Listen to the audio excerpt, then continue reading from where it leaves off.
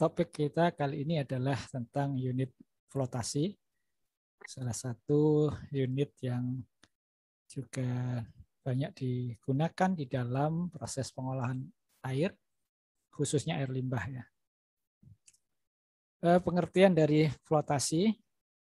Flotasi adalah pengapungan partikel solid atau liquid dari fase liquid pada pengolahan air atau air limbah.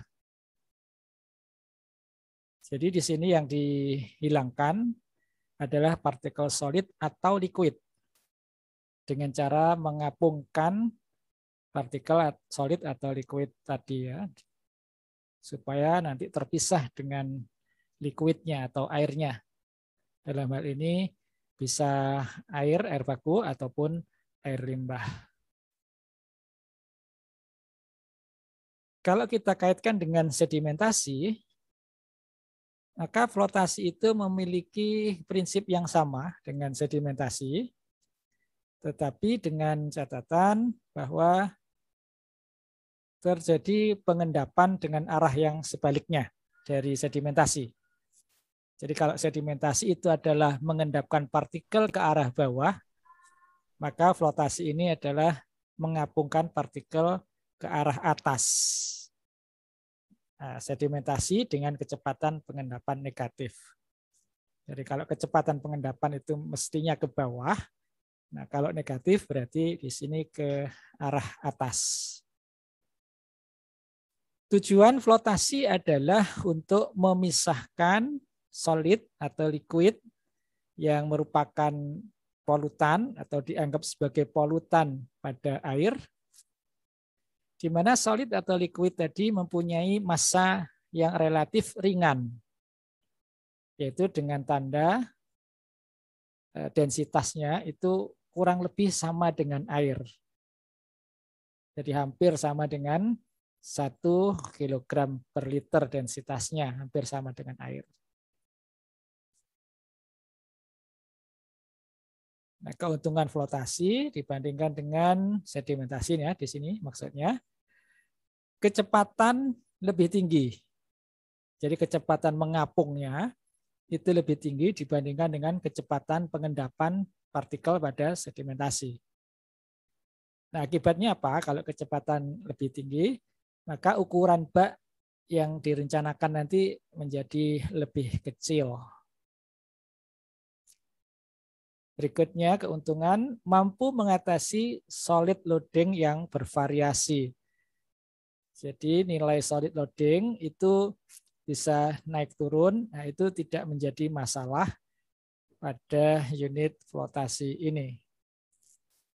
Kemudian mampu menghasilkan partikel terapung dengan konsentrasi tinggi. Ini sebagai indikasi bahwa persentase partikel yang bisa disisihkan itu relatif lebih besar.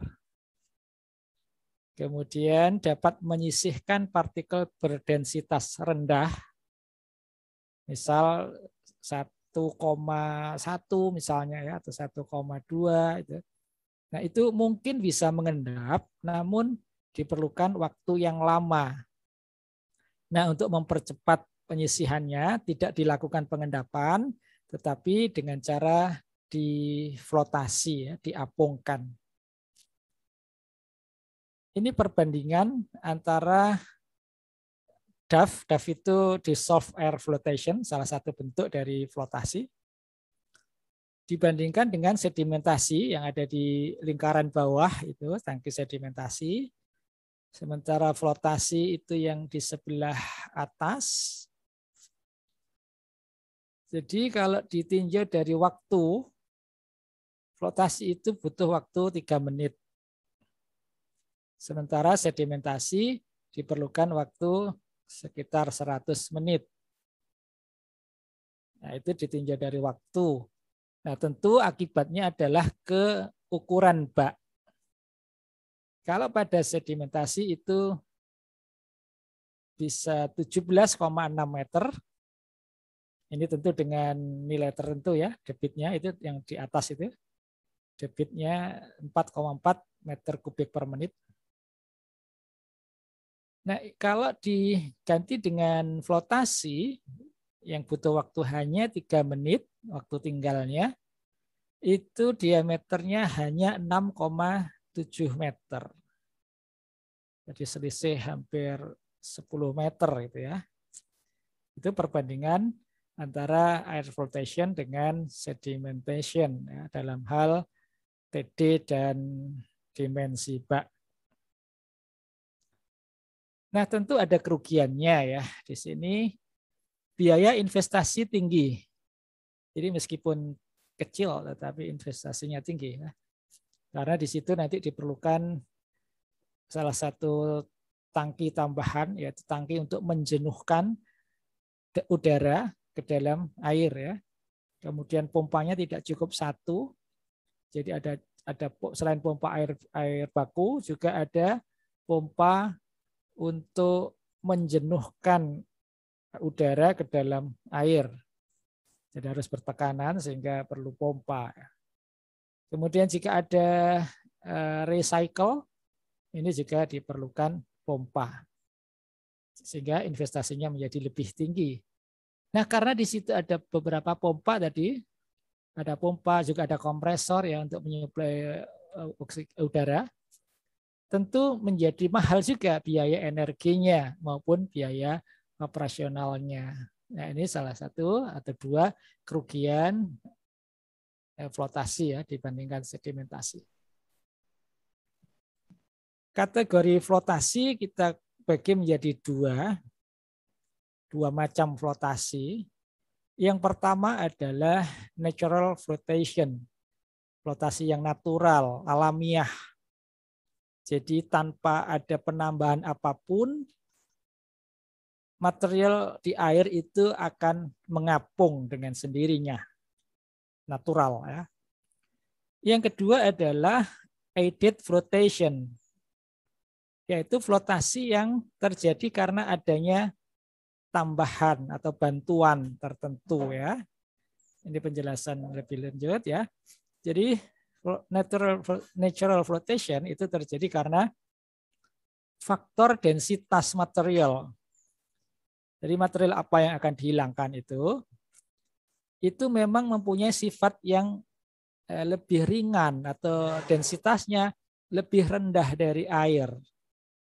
Sebagai contoh, misal lemak, minyak, ya, grease, oil and grease. Nah, itu memang densitasnya kurang dari 1 kg per liter. Misal 0,85 atau 0,9 gitu. Nah, itu tanpa bantuan apapun, tanpa kita menambahkan sesuatu, itu akan mengapung dengan sendirinya karena sifatnya yang memang lebih ringan dari air. Nah, ini kita namakan natural flotation. Yang aided flotation, dia mengapung karena adanya bantuan gelembung udara yang fungsinya adalah untuk meningkatkan gaya apung. Jadi partikel, apakah itu solid atau liquid, yang tadinya itu mungkin melayang-layang atau mungkin tadinya itu mengendap dengan kecepatan yang sangat kecil. Nah, partikel ini diberi udara. Jadi udara itu ditempelkan ke partikel-partikel tadi, diikatkan ke partikel tadi. Maka akibatnya apa? Dia menjadi lebih ringan. Nah, ingat volume udara, densitas udara itu kan sangat ringan dibanding air ya, 1/1000-nya ya. Sehingga kalau dia ditempelkan ke sebuah partikel, maka partikel itu dengan cepatnya akan mengapung. Jadi kecepatan pengapungannya menjadi besar sekali karena dibawa atau diperangkap oleh udara yang mengakibatkan gaya apungnya atau buoyant force-nya itu menjadi tinggi ya, jadi mudah sekali mengapung. Nah, di dalam pembahasan flotasi ini yang akan kita bahas adalah yang aided flotation ya, bukan yang natural flotation. Nah, seperti inilah mekanisme flotasi. Yang pertama, kita lihat beberapa partikel di situ. Partikel kalau berada di air, dia tentu akan mempunyai gaya berat. Sekaligus gaya apung. Jadi gaya berat itu terjadi karena apa? Karena dia mempunyai massa. Sehingga massa kali gravitasi, percepatan gravitasi, dia akan menjadi gaya berat. Di sisi lain dia juga mempunyai gaya apung, gaya perlawanan yang diakibatkan oleh volume air yang terisi oleh partikel atau solid ini ya. Namun dua gaya itu akan ada dua kemungkinan, apakah gaya beratnya lebih besar dari gaya apung atau gaya apungnya lebih besar dari gaya berat. Ini masih alami ya, belum ada penambahan sesuatu ya. Jika yang terjadi adalah gaya berat lebih besar dari gaya apung, maka yang terjadi adalah sedimentasi. Jadi solid ataupun liquid itu akan mengendap karena gaya beratnya lebih besar.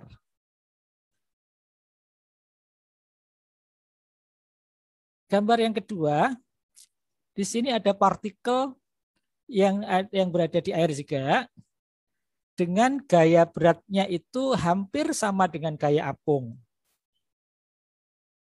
Ya. Kalau gaya apung lebih besar dari gaya berat itu sudah pasti dia akan mengapung ya. Tetapi yang masalah di sini adalah hampir sama atau sama gitu. Gaya berat dan gaya apungnya hampir sama sehingga yang terjadi apa? Jadi keseimbangan gaya berat dan gaya apung ini menyebabkan partikel ini akan melayang-layang, tidak mengendap maupun tidak mengapung. Jadi dia tetap akan berada di air. Nah, ini ya tidak terjadi sedimentasi maupun flotasi. Nah, terhadap partikel yang demikian inilah kita perlu menambahkan udara ke partikel tadi ya, dalam bentuk gelembung. Jadi seakan-akan gelembung-gelembung itu ditempelkan di partikel ya. Ditempelkan di situ yang warna lingkaran putih itu gambaran dari gelembung udara. Yang abu-abu atau hitam itu adalah partikel yang akan kita hilangkan. Nah, dengan adanya gelembung yang menempel pada partikel ataupun solid ini, maka gaya apungnya akan meningkat. Ya. Makin banyak gelembung udara yang diberikan ke air itu, maka makin besar pula gaya apungnya. Maka yang terjadi adalah partikel itu akan terbawa ke atas ya, bersama udaranya. Nah, itu mekanisme flotasi. Jadi bagaimana sebuah partikel atau bukan sebuah partikel itu bisa mengapung ya dengan melalui proses seperti ini. Nah, bagaimana mekanisme atau metode menambah gelembung ke dalam air itu? Ada beberapa teknik ya. Yang pertama adalah dissolve air flotation. Ya. Nah, ini gambarnya ada sedikit kurang, tapi nggak masalah, nanti kita lihat gambar yang lain. Jadi mekanismenya adalah ada tangki pelarutan gas ya, atau udara ke dalam air. Jadi yang warna hitam ini anggaplah ini kompresor yang menyuplai udara ke dalam tangki penjenuhan namanya ya. Jadi dilarutkan nanti sampai dalam kondisi jenuh. Jadi di sini gambarnya kurang, mestinya ada input air dan input udara masuk dalam waktu yang bersamaan. Terus terjadi pencampuran di sini. Ini air yang diolah masuk ke bak. Nah, ini masuknya bersamaan dengan air yang sudah jenuh dengan udara. Masuk ke sini, terjadilah gelembung keluar. maka partikel-partikel yang ada di air yang dibawa melalui influen ini itu akan ini terikat dulu ya. Partikelnya terikat oleh gelembung, kemudian menjadi ringan dan dia akan naik. Jadi dissolve itu terjadi di sini melalui udara yang bertekanan. Udara dan air yang dalam kondisi bertekanan. Yang kedua adalah diffuse air flotation. Jadi tidak ada proses penjenuhan di sini. Jadi udara itu dari kompresor ini langsung masuk ke air. Ini namanya tangki flotation ya. Jadi ada air masuk, influennya masuk, terus ini masuk ke sini, langsung ke tangki sini dalam kondisi tidak bertekanan nantinya. Airnya ya, yang masuk ke dalam air yang tidak bertekanan. Kalau yang nomor 1 tadi, udara itu masuk ke dalam air dalam tangki yang bertekanan, terjadi proses penjenuhan, kemudian dilepas ke tangki flotasi. Itu dissolve. Kalau yang difusi itu hanya udara langsung masuk ke tangki flotasi. Ada 3. Yang ketiga adalah vacuum flotation. Vakum itu artinya ada pompa vakum, pompa yang menghisap suatu ruangan sehingga ruangan itu menjadi hampa atau menjadi bertekanan negatif. Ya, jadi prosesnya mirip dengan yang diffuse tadi. Jadi kompresor ini memasukkan air ke dalam bak. Nah, yang membedakan adalah ini kita jadikan hampa udara dengan cara apa?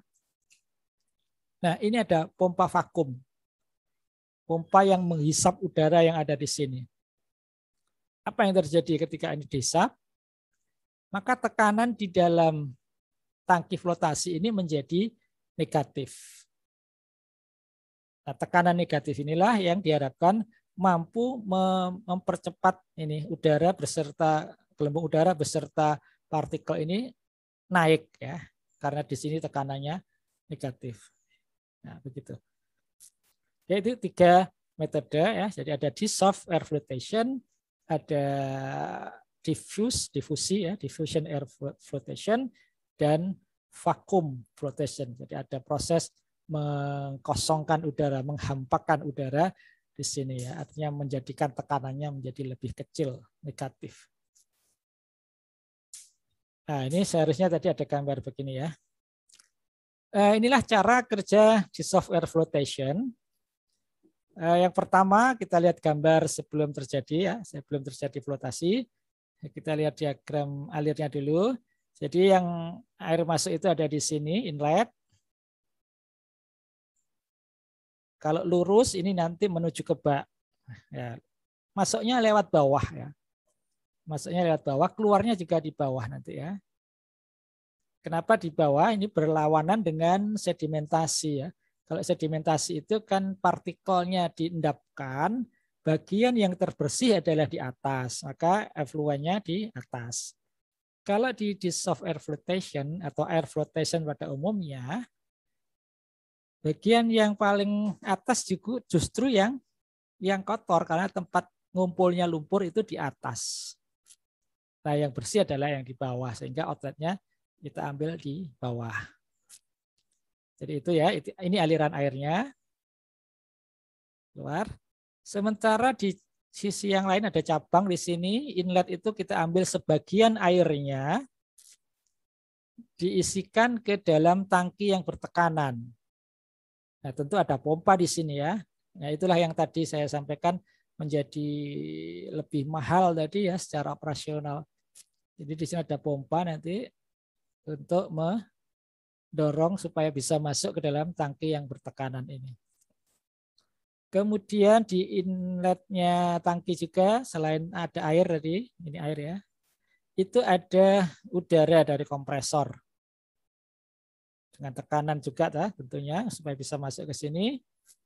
Nah, air dan udara yang masuk bersamaan ini itu nanti akan bercampur di sini.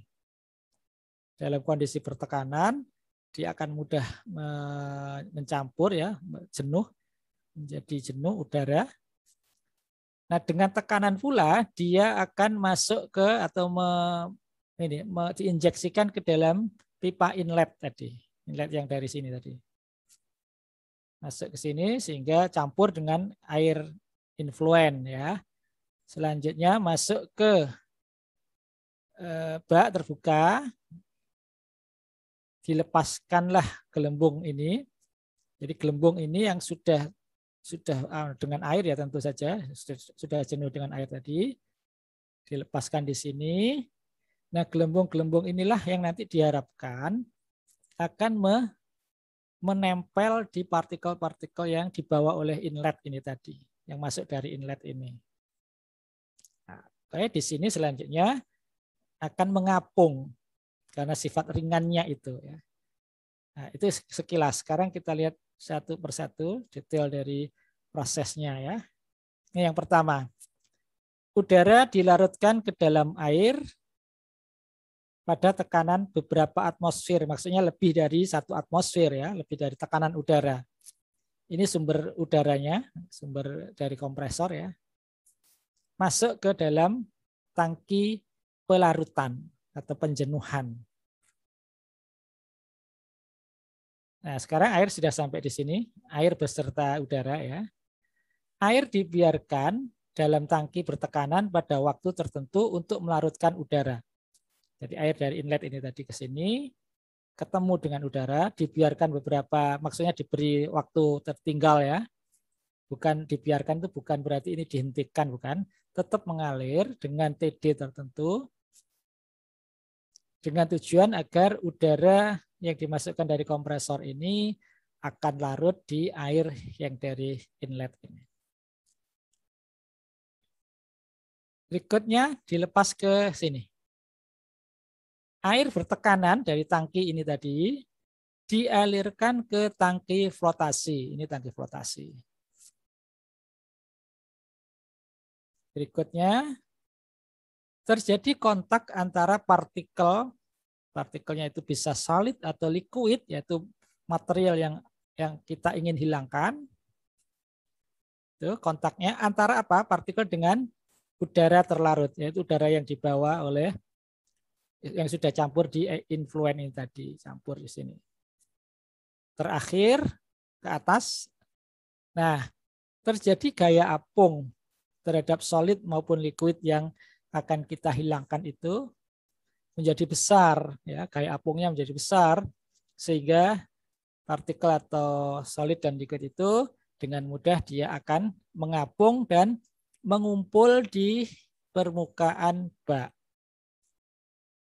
Nah, itu kira-kira secara umum, secara garis besar, cara kerja dissolved air flotation. Jadi dissolve-nya itu ada di sini ya. Ini dissolve. Kemudian dilakukan pengapungan. Ini flotasinya. Ini gambaran bagaimana udara itu bisa campur dengan air ya. Jadi kita perlukan pompa di sini. Terus ada udara, ini bahasa Inggris ya, air itu udara. Recycle, ini nanti ya kita bahas yang bab recycle. Jadi gambar-gambar yang saya tampilkan sebelumnya tadi itu bukan recycle, tetapi air dari influen. Kalau di gambar ini, air yang akan dicampur dengan udara itu adalah air dari effluent, maka kita namakan recycle ya. Jadi ini masuk terus bergabung antara air dan udara ini, jadilah ini ya, udara yang larut di dalam air. Nah, ini selanjutnya masuk ke tangki flotasi. Bagaimana dissolved air flotation itu beroperasi? Kita kelompokkan menjadi ada dua macam sistem operasi. Yang pertama adalah single pass system. Yang kedua adalah recycle flow. yang nomor 1 ini tidak ada recycle. Jadi sumber pencampuran air dengan gas tadi itu berasal dari inlet. Jadi air influen yang dicampur dengan gas yang berasal dari atau udara yang berasal dari kompresor. Yang kedua, recycle flow, air yang dicampurkan ke tangki penjenuhan tadi itu berasal dari efluen bak flotasi. Ya, itu bedanya ada di situ ya. Nah, kita bisa lihat gambar di bawah, gambar ini. Ini adalah single, jadi gambar-gambar yang tadi saya jelaskan dengan banyak keterangan tadi, itu adalah yang single pass system. Jadi di sini ini yang membedakan dengan yang kedua nanti ya. Jadi inlet, air masuk di sini. Nah ini nanti akan terbagi airnya. Sebagian besar akan menuju ke bak flotasi, sebagian lagi kecil untuk menuju ke bak penjenuhan. Nah, disinilah bertemu antara air, yang ini air, dengan udara yang bawah ini. Udara dari kompresor, udara bertekanan ya, lebih dari 1 atmosfer. Kemudian masuk ke sini terjadi proses penjenuhan, selanjutnya masuk ketemu lagi dengan air dari inlet ini tadi, masuk ke sini, terjadilah pelepasan, terjadi gelembung-gelembung di sini.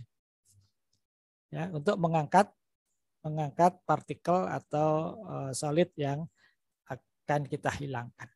Selanjutnya di bagian atas ini yang digambarkan dengan warna hitam, ini adalah solid yang sudah mengapung. Ya, hasil flotasi itu adalah lumpur sama dengan hasil sedimentasi. Cuman bedanya kalau sedimentasi itu lumpurnya ada ngendap di bawah, ngumpul di bawah. Kalau di sini lumpurnya itu mengumpul di atas. Nah, kemudian dengan mekanisme skimming oleh alat yang namanya skimmer ini, nah lumpur ini akan didorong menuju ke pembuangan di sini. Jadi ini berputar, skimmernya ini bergerak, mengarahkan lumpur yang mengapung di atas ini untuk menuju ke tempat pembuangan atau saluran pembuangan. Nah, begitu ya. Itu yang single. Jadi kenapa namanya single? Karena memang air masuk, keluar sudah nggak kembali lagi ya. Jadi single satu jalur saja gitu. Nah, bedanya dengan yang recycle di mana? Kita lihat gambar berikutnya. Nah, yang ini tadi tidak ada. Pengambilan air dari inlet ini tidak ada. Tetapi pengambilan airnya dari outlet. Jadi air yang sudah bersih ya. Sudah bersih dari partikel yang dihilangkan itu ya. Nah, ini airnya diambil ke sini menuju ke tangki penjenuhan bersama dengan air ya, udara masuk dari kompresor. Nah, tentu ada pompa di sini ya untuk bisa memasukkan air ke dalam tangki yang bertekanan ini. Nah, begitu seterusnya muter. Kenapa namanya recycle? Karena ada proses yang berulang ya, maka namanya recycle atau daur ulang. Nah, begitu ya. Terus kejadian yang sama di sini ya, seperti yang tadi, ada pelepasan gelembung, terus partikel naik, ngumpul di sini, dibuang ke saluran lumpur. Nah, itu kira-kira ya sistem kerja dari air flotation. Nah, kalau kita lihat gambar 3 dimensi, ya itu begini. Yang tadi gambar skema ya, ini gambar skema juga dalam bentuk 3 dimensi. Coba kita lihat air masuk di sini ada influen masuk ya, kemudian proses flotasi terjadi di bak flotasi ini. Warna coklat ini adalah lumpur yang mengapung, terus didorong oleh scraper ini atas ini, scraper atau skimmer ya, kalau di bawah namanya scraper. skimmer ini adalah alat untuk mengambil lumpur di permukaan. Ini bergerak ke arah kiri menuju ke atas. Nah, ini terus buang ke sini. Ini adalah tempat atau saluran ya, tempat berkumpulnya lumpur. Ya, pembuangan lumpur di sini. Air yang bersih di bawah ini keluar melalui efluen yang di bawah juga. Ya.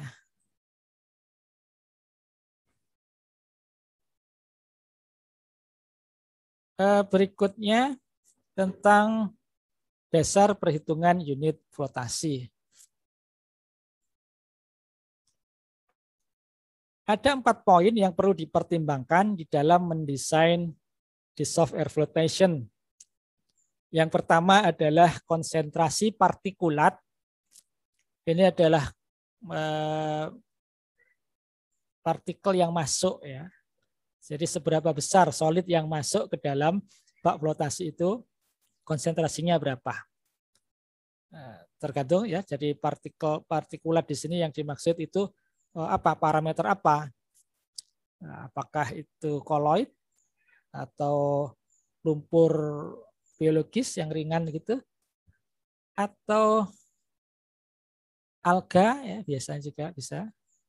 Nah, itu konsentrasinya berapa? Yang kedua adalah jumlah udara yang digunakan.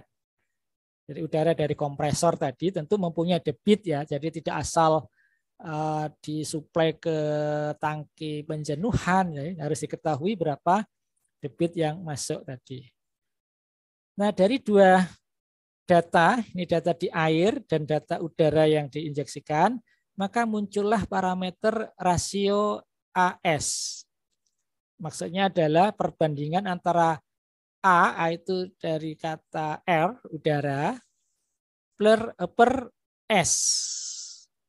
S ini dari kata solid. Jadi rasio atau perbandingan antara massa udara per massa solid. Makanya dari 2 parameter ini tadi ya. Jadi partikulatnya berapa konsentrasinya itu nanti akan menjadi S. Dan udara yang digunakan itu nanti akan menjadi A. Jadi air to solid ratio dalam bahasa Inggrisnya ya. Rasio A per S. Rasio udara per solid yang diolah. Yang dihilangkan. Berikutnya adalah kecepatan mengapung. Ini tentu tergantung dari rasio AS juga tadi ya. Jadi makin banyak partikulat yang bisa diikat oleh gelembung, tentu kecepatannya makin besar. Kalau kecepatannya makin besar, nanti akan dihasilkan TD yang singkat. TD waktu tinggalnya itu nggak perlu lama-lama gitu. Jadi begitu air masuk, partikulatnya mengapung, air segera keluar gitu. Nah, itu maksud dari TD-nya kecil tadi. Nah, kalau TD-nya kecil artinya apa? Bak yang diperlukan juga lebih kecil. Yang keempat adalah solid loading rate. Solid loading rate itu kalau hydraulic rate itu adalah Q per A. Ya. Kalau solid loading rate itu adalah ya, Q per A tadi dikalikan lagi dengan konsentrasi solid. Jadi Q kali C dibagi dengan A. Nah, itu solid loading rate.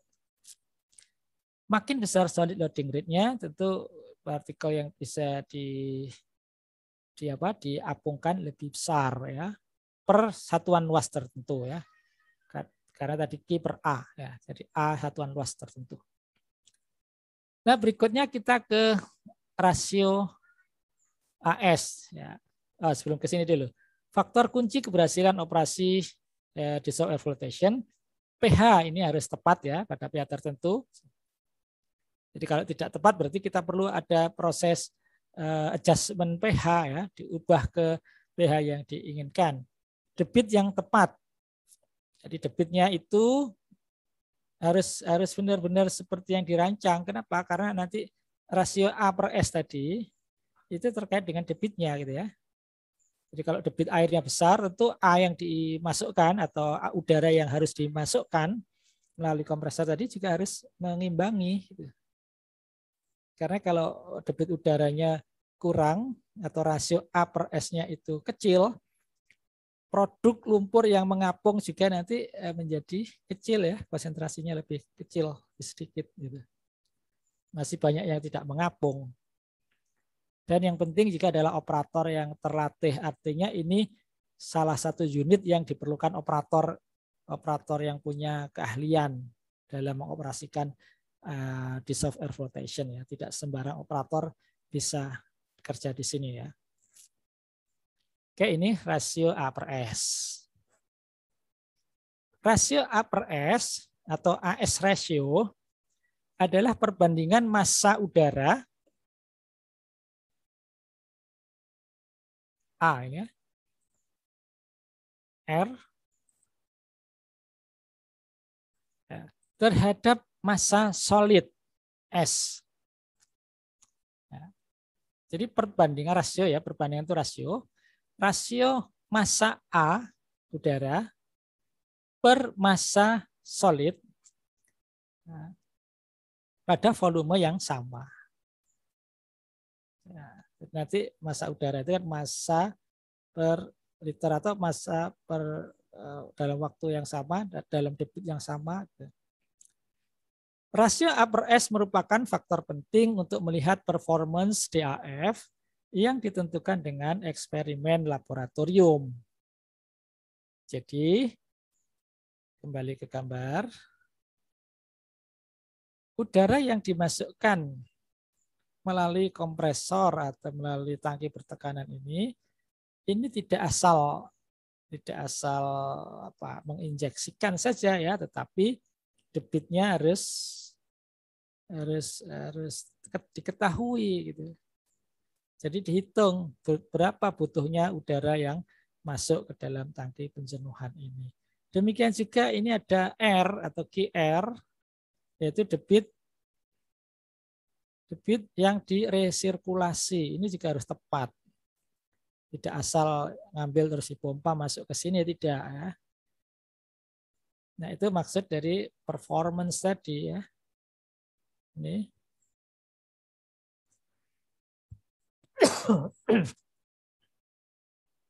Nah, nanti saya tunjukkan bagaimana proses dari eksperimen di laboratorium untuk mendapatkan nilai AS ratio. Nilai AS ratio itu pada kisaran angka 0,005 sampai 0,060. Nah, tentu kalau kita melakukan sendiri di lab itu bisa di luar angka ini ya, bisa di luar rentang ini. Tergantung dari sampelnya ya, sampel air limbah yang kita gunakan dan debit udara yang kita injeksikan. Ini adalah cara atau prosedur di dalam melakukan eksperimen laboratorium untuk mendapatkan AS rasio tadi. Percobaan dilakukan secara batch. Jadi melalui kolom ini ya. Kolom air yang tidak mengalir. Nah, batch itu artinya tidak ada aliran masuk dan keluar. Jadi ini bak ini diam di sini. Airnya ya. Itu batch. Kemudian yang dimasukkan ke dalam air ini air yang diolah artinya yang mengandung partikel yang akan kita hilangkan ya. Ini bak ini disambungkan ke bak yang lain. Bak ini adalah yang kiri, itu adalah berfungsi sebagai bak tempat melarutkan udara ke dalam air. Jadi sebelum dimulai ini diisi dulu ya. Ini ada air masuk yang ini warna hitam ini. Masuk ke dalam tangki sampai volume tertentu. Terus udara juga masuk ke sini. Sampai mendapatkan nilai tekanan tertentu. Ini ada manometernya. Jadi sampai tekanan berapa dia. Nah, yang dimaksud dengan udara yang bervariasi dalam percobaan lab itu, ini adalah udara yang dimasukkan ini. Jadi ini diubah-ubah. Jadi air dengan debit yang sekian tertentu, bersamaan dengan udara yang masuk ke sini juga dengan debit tertentu atau volume tertentu, karena ini nanti diam di sini ya. Nah, itu kita anggap sebagai satu percobaan. Ya. Jadi ini saya ulangi urutannya ya. Ini ada air yang sudah berisi, ada kolom atau tabung yang sudah berisi air yang akan kita hilangkan kandungan solidnya. Nah, mungkin ada oil and grease-nya di sini ya, yang tidak mungkin bisa mengendap karena ringan, tapi mengapungnya juga agak lama sehingga diperlukan flotasi ini ya. Nah, ini kita biarkan di sini dulu. Di sisi yang lain ini ada tangki yang kita isi dengan air dan udara. Jadi kita katakanlah airnya kita isi sekian liter ke sini ya. Kemudian udara kita masukkan sampai menghasilkan tekanan tertentu di sini. Nah, ini dibuka kemudian ya. Tadinya ditutup. Ini keran yang menghubungkan antara tangki di sebelah kiri dengan tangki di sebelah kanan, itu kerannya dibuka, maka terjadilah pengaliran ini dari tangki yang di kiri menuju ke tangki yang di kanan. Terjadilah di sini gelembung-gelembungnya itu. Nah, dia akan mengikat solid atau partikel yang ada di air terus mengapung. Nah, ini satu data. Itu data apa? Data volume udara yang diinjeksikan. Ulangi percobaan ini dengan mengganti volume atau debit udara. Ditambahkan ya, kalau tadinya berapa liter atau berapa kilogram, sekarang ditambah, dinaikkan. Nah, tentu nanti tekanannya akan ikut berubah, naik ya. Dengan cara yang sama dilakukan ini nanti pembukaan, terjadi pengapungan. Dan seterusnya sampai beberapa kali pengulangan ya. Nah, setiap kali sampling, setiap kali percobaan nanti diambil sampel di sini. Ini sebagai lumpur yang sudah mengapung ya. Jadi misal ini tadi udaranya sama dengan Q1 misalnya. Ya, Q1, terus kita ambil volume lumpur di sini. Katakan ini C1. Ya, ini misal udaranya G1 ya.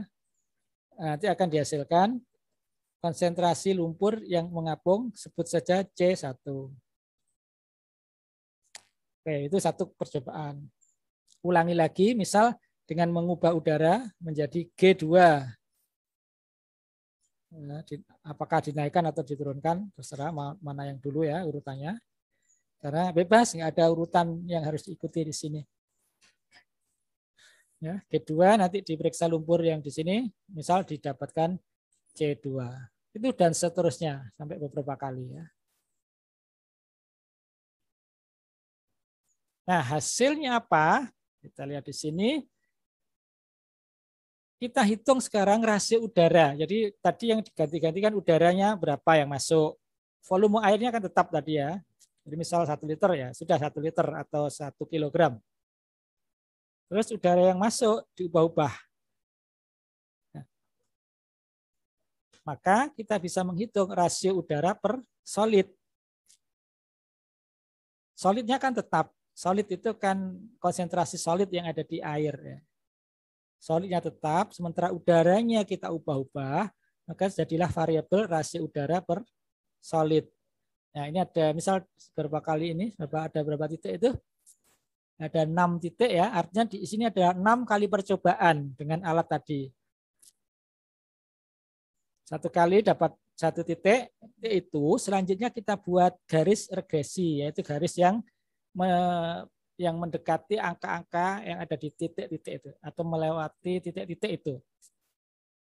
Ya, mungkin tidak tepat ya, tidak pas melewati di setiap titik ya. Sebab kalau kita lewati setiap titik nanti garisnya menjadi tidak mulus seperti ini ya. Nah, regresi kita bisa membuat seperti ini, regresi tidak linear. Berikut ini adalah contoh soal hasil percobaan laboratorium secara batch ya, dengan menggunakan alat unit flotasi ya, dari menggunakan 2 bak yang sudah dijelaskan sebelumnya. Jadi 1 bak berisi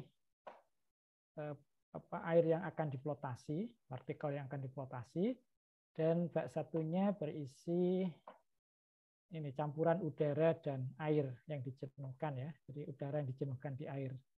Selanjutnya nanti dari bak yang berisi air jenuh udara ini dialirkan ke dalam bak flotasi.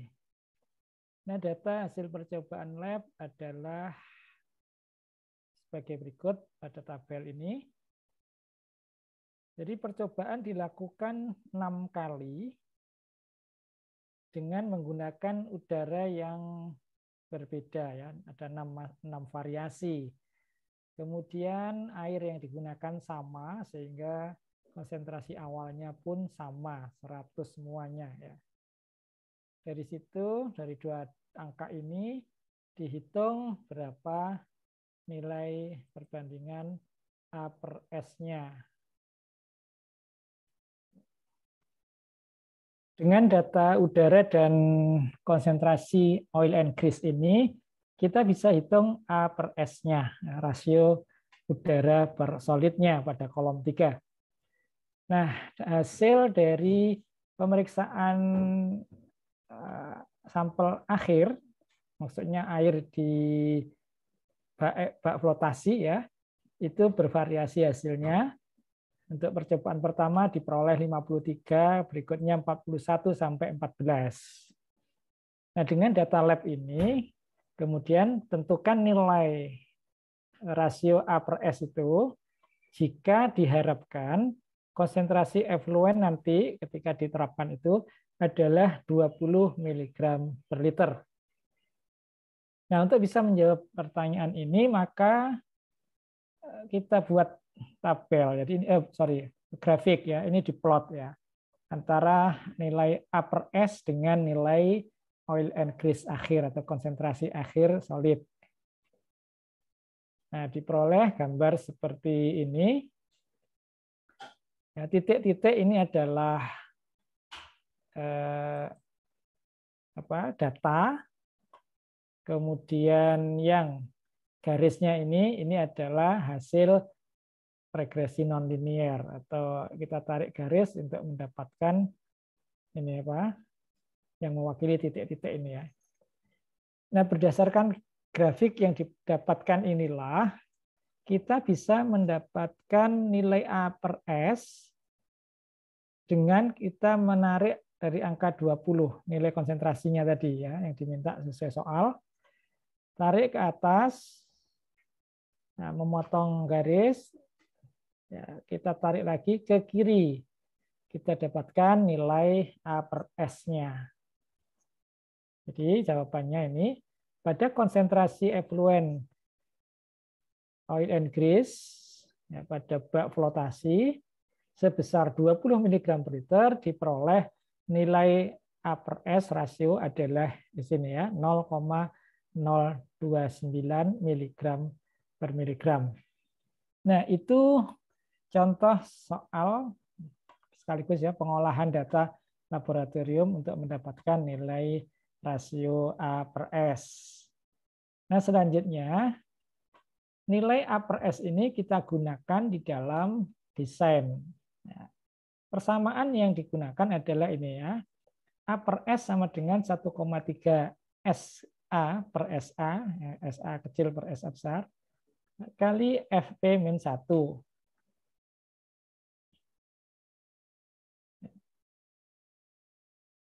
Ini keterangannya.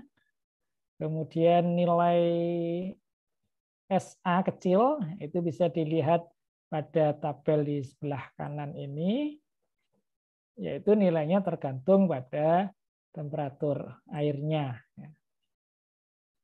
Ada 2 rumus ya. Ini rumus yang pertama adalah apabila tidak menggunakan resirkulasi, ya, non-recycle.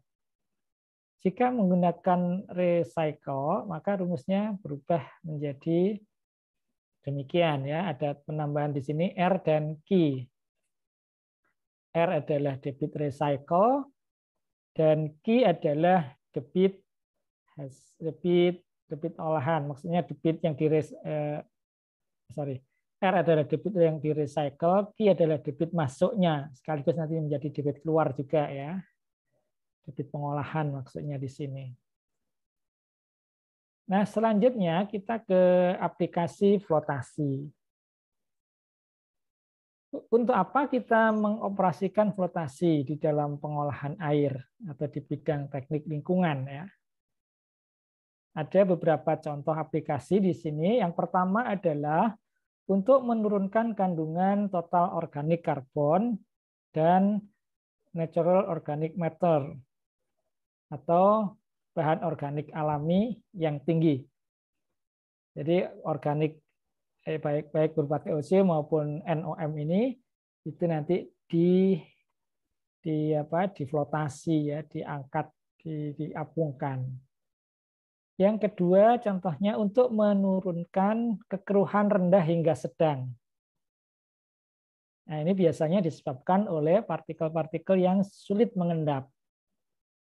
Maka diflotasi ya, diangkat. Alga yang tinggi ini juga bisa diturunkan dengan flotasi, diolah dengan flotasi.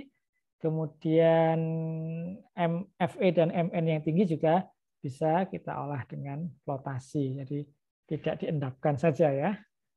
Artinya ada alternatif selain sedimentasi. Dan mungkin contoh-contoh yang lain bisa kita dapatkan nanti di literatur. Silakan dicari. Untuk desain ada kriteria. Tekanan pompa sekitar 40 sampai 50 PSI atau 275 sampai 350 kilopascal. Jadi pompa waktu masuk ke dalam bak ini ya, terutama untuk pelarutan ya, untuk mendissolve itu, nah itu perlu tekanan yang cukup besar. Overflow rate, ingat overflow rate di bak sedimentasi yaitu V0 ya, sama dengan Q per A sama dengan Q per V0 atau dibalik V0 sama dengan Q per A gitu ya. Kemudian rasio A per S seperti halnya pada percobaan di lab tadi ya. Nah, itu kriterianya pada angka 0,005 sampai 0,06 miligram per miligram ya, atau dengan satuan yang sama. Waktu tinggal di dalam bak kurang dari 10 menit, jadi cukup singkat, jauh lebih kecil dibandingkan bak sedimentasi. Kemudian recycle, jadi debit yang dikembalikan, nah itu paling sedikit 30% sampai paling besar 150%.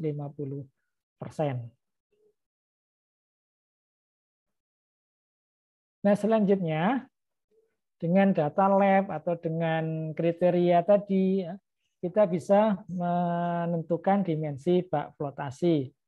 Ini ada beberapa langkah di dalam penentuan bak flotasi. Yang pertama itu atas dasar overflow rate. Kita lihat kembali tadi overflow rate itu adalah ini angka kriteria desainnya ya. Jadi dengan overflow rate kita bisa menentukan dimensi bak, dalam hal ini adalah luas permukaan.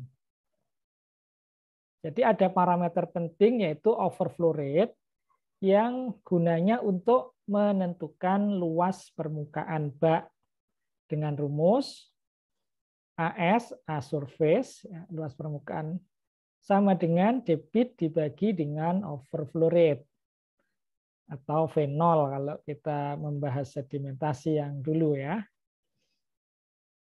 Itu yang pertama. Yang kedua, ada parameter penting juga yaitu waktu detensi. Jadi berapa lama air ini tinggal di dalam bak flotasi. Nah, kalau menurut kriteria desain tadi, itu diperlukan waktu kurang dari 10 menit. Nah, dengan parameter waktu detensi ini kita bisa mendapatkan H ya. H itu adalah kedalaman air di dalam bak. H sama dengan T kali Q dibagi dengan AS. AS ini adalah hitungan yang sebelumnya, yang poin nomor 1 tadi ya. Jadi luas permukaannya. Nah, kembali ke nomor 1 tadi, jika kita sudah mendapatkan AS, luas permukaan, maka kita bisa mendapatkan diameter, kalau itu baknya berbentuk lingkaran, atau kita bisa mendapatkan ukuran panjang dan lebarnya jika bak itu berbentuk segi 4. Jadi dengan 2 langkah ini kita sudah mendapatkan dimensi bak, yaitu diameter atau panjang dan lebar, serta kedalaman airnya, ya, kedalaman air di dalam bak. Yang ketiga, ini kita menggunakan rumus rasio A per S yang tadi, yang dari percobaan lab tadi ya. Jadi nilai AS ini rasio AS ini kita masukkan 0,0 sekian tadi. Kemudian 1,3 kali SA, SA itu lihat tabel sesuai dengan temperaturnya berapa. F ini kita pilih angka tertentu, S besar A, nah, ini adalah nilai dari solid yang dihilangkan ya. Nah itu kalau sudah dimasukkan yang diketahui semuanya, maka kita akan mendapatkan nilai P, nah, tekanan udara. Sekaligus kita bisa menghitung berapa debit udaranya atau kebutuhan udaranya. Nah, kebutuhan udara tentu nanti dihitung dari AS-nya tadi ya. Yang diketahui dari lab tadi kan A per S ya. Sementara A-nya belum tahu, tapi S-nya sudah tahu ya. S-nya adalah konsentrasi solid pada air yang diolah. Sehingga dengan persamaan ini kita bisa mendapatkan besarnya kebutuhan udara yaitu A dan besarnya tekanan yang diperlukan yaitu P. Nah, itu 3 parameter penting ya yang bisa kita gunakan untuk mendapatkan dimensi bak maupun kebutuhan dan tekanan udaranya. Baik, kita ke contoh soal. Ini contoh soal untuk desain ya. Misal dia debit air limbah itu adalah 1.900 meter kubik per hari dengan TSS 200 mg per liter, nilai rasio A per S, ini yang diperoleh dari uji laboratorium, misal 0,05 pada temperatur 20 derajat Celcius. Nah, pada temperatur ini nilai AS atau SA tadi ya. Ya ini, SA atau AS ini. Itu adalah 18,7. Nah, ini SA ya. Fraksi absorpsi ini nilai F itu adalah 0,5 dan overflow rate 117 meter kubik per hari per meter kuadrat. Nah, dengan data yang demikian, tentukan berapa tekanan yang diperlukan, P, dan dimensi bak flotasi. Nah, kita punya 2 rumus tadi ya. Ada rumus A per S untuk flotasi yang tanpa recycle, dan satu lagi rumus flotasi yang dengan recycle. Nah, karena di soal ini tidak menyebut ada kata recycle, maka kita anggap ini sistemnya adalah single system atau non-recycle ya. Nanti ada contoh berikutnya itu yang menggunakan sistem recycle. Jadi kita pakai rumus yang ini. AS sama dengan 13,1,3 SA, yang tadi di soal tertulis AS tadi ya, SA, FP min 1 dibagi dengan S besar A. Masukkan angka-angka yang sudah diketahui, ada A per S tadi sudah ada, SA ini juga sudah ada tadi, berdasarkan temperatur 20 derajat, fraksinya 0,5, P ini yang diminta untuk dicari. Kemudian SA ini adalah nilai SS-nya atau TSS-nya, 200 mg per liter. Nah, setelah dihitung, P-nya nanti ketemu 2,82 atmosfer.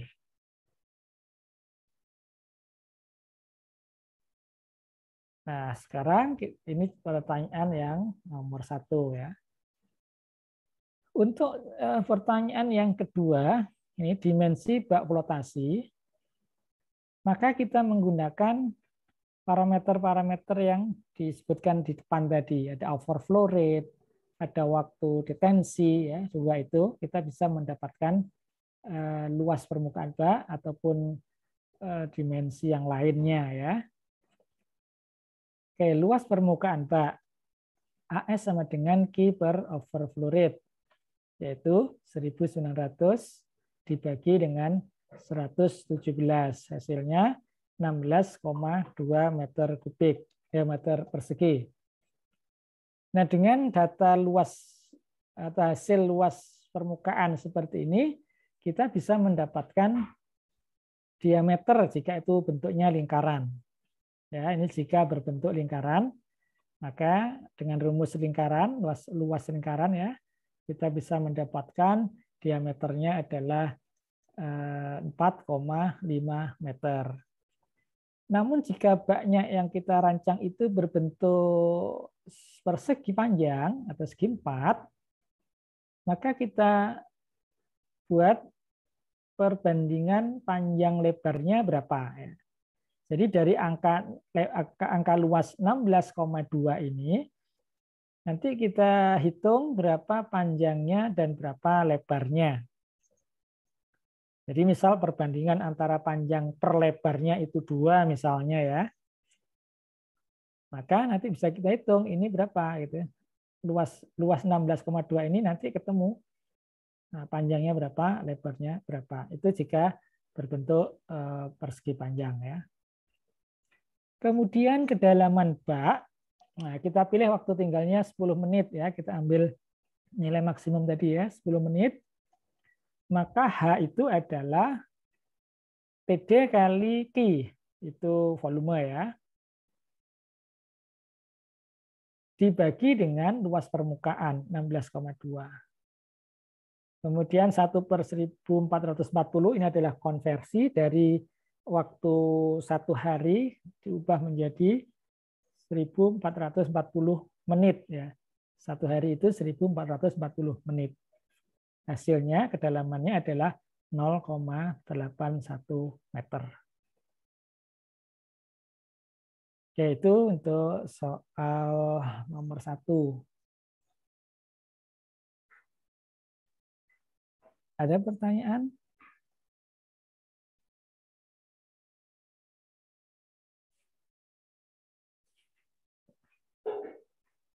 Nah, contoh soal yang kedua ini, datanya sama semua seperti yang tadi, tetapi dengan recycle ya.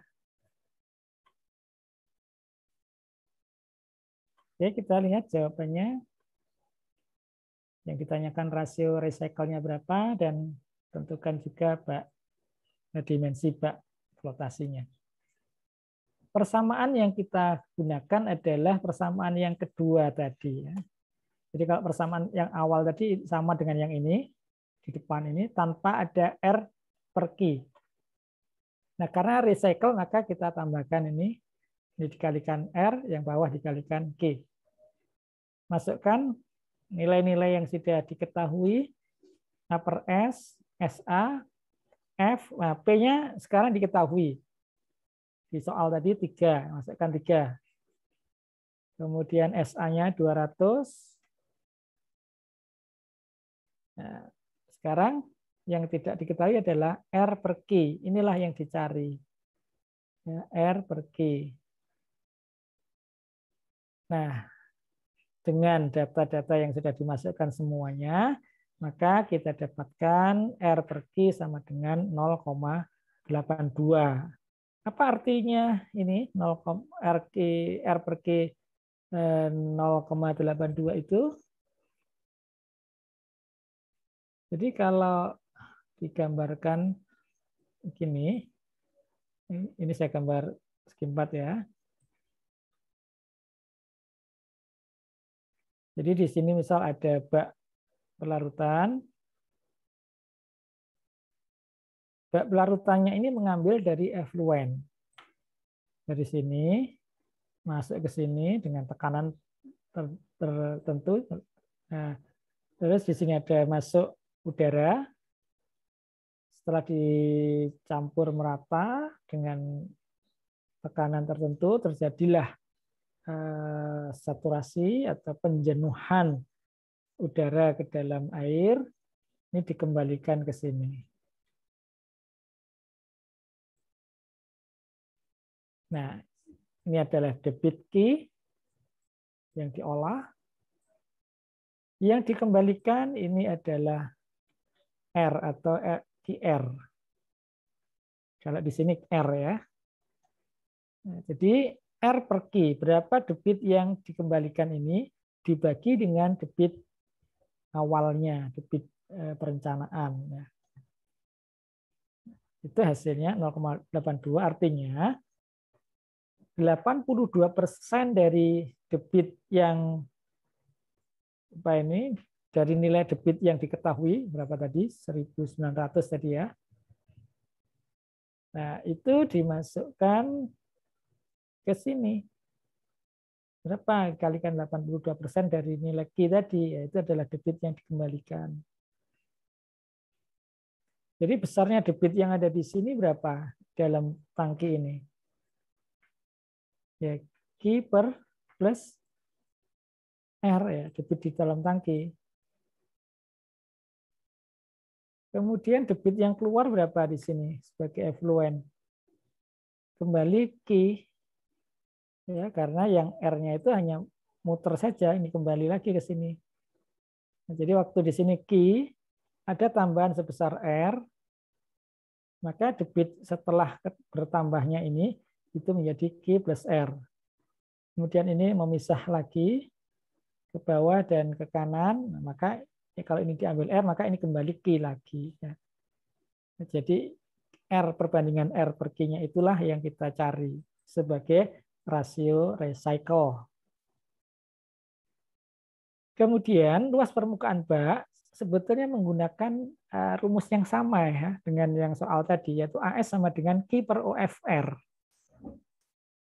Q per OFR sesuai dengan rumus umum ya. Jadi rumus umum OFR itu apa kan? Q per A ya. Seberapa besar suatu beban debit, beban hidrolik terhadap luas permukaan tertentu, yaitu itu definisi OFR. Namun karena debit yang ada di dalam bak ini adalah Q plus R, maka di sini ada tambahan ya. Jadi Q ditambah R per Q kali Q gitu ya. Berapa? Atau ditambah R lah ini maksudnya ya. Jadi Q per R. Q plus R. Nah, ini hasilnya 29,6. Bandingkan dengan soal yang pertama tadi 16,2. Jadi ini lebih besar ya. Hampir 2 kalinya luasnya ya. Terus diameternya ini jika kita anggap lingkaran, diameternya 6,1, tentu lebih besar daripada yang tadi. Yang tadi 4, sekian ya.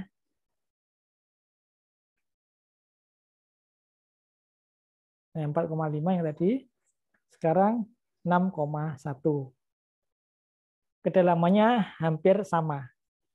0,82, 0,81 ya, sama.